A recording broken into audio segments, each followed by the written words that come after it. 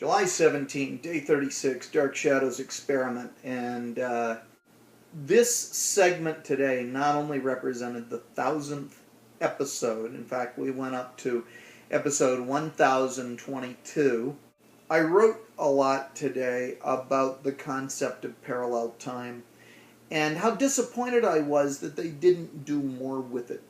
It seems that when you have a parallel universe, you either get to see your characters from a completely different angle, or you get to see the same characters in a universe that's completely upside down.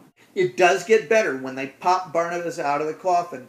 It gets a lot better, but I just see one missed opportunity after another. We are, however, moving towards the apocalyptic arc of the show. So I'm going to speak about some fatalistic things, and it doesn't have any significance about me. I want to make that very, very clear. In death, we truly embrace the totality of our meaning. It is our last ultimate chance to sum up who we are. That, to me, is endlessly fascinating as a story theme and as something with which we confront the characters. And to see that the consequences of what's going to happen prior to the 1840 storyline are the destruction of Collinwood, Carolyn going insane, Quentin going insane, Maggie going off to an insane asylum. Those are hardcore consequences.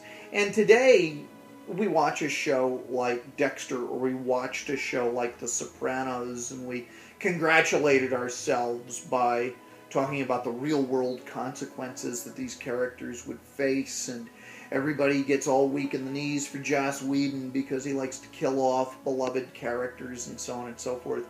Dark Shadows is doing that. I mean, it's Ragnarok. Cousin Barnabas wrote to me today about the sense of shock he experienced when that final set of discs played, and for me to prepare myself for that. And I'm dreading. I love Dark Shadows. And why? I think we get to see so many dimensions of these characters. I think we get to see them grow. I love seeing villains find the hero within.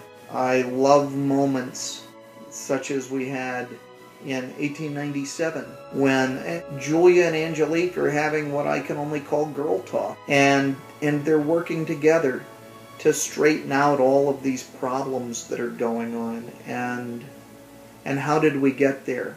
And if they can get there, then we can get there.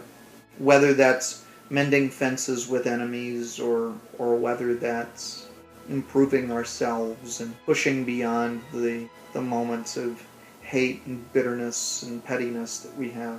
Star Trek is all about that, but it's already happened. Humanity's already done that. Dark Shadows is about, in a fantastical sense, the journey. That's one of the things that's so rewarding. You know, if you tune in every day, and Barnabas is a new flavor of jerk every day, and Quentin is a new flavor of selfish pig every day. What's interesting about that? That's not what the show ultimately is. It's charting that growth, and it's growing with them.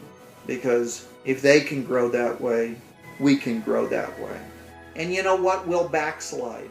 They backslide. It's okay. So one of the other things is that Dark Shadows provides a model where you don't have to be perfect all the time. Angelique has moments where she's just got to do something naughty. It's just going to happen. That doesn't mean she's not ultimately a good person.